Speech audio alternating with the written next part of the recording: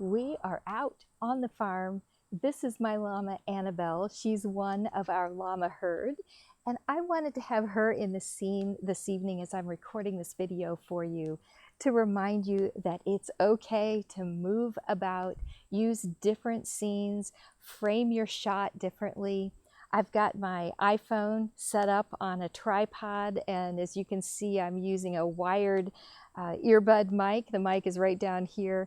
That's helping contain the ambient noise out here in the scene. The cicadas are really singing this evening, and you probably can hear them just a bit. I'm hoping that this keeps their song down just a little bit by directing my voice more into this microphone. Annabell has done a number of Facebook Lives and all sorts of videos for me and with me in my various online courses, and she's such a good sport about hanging out here in front of the mobile device. You can see she knows her name. She knows I was just talking about her. She is also a llama that we sometimes take to visit other places, like at assisted living locations and preschools and that kind of thing.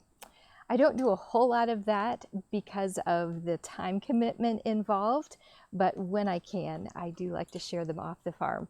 Most of the ways I share the llamas and our pony Kiriko are through the virtual life lessons that I teach in one of my monthly groups.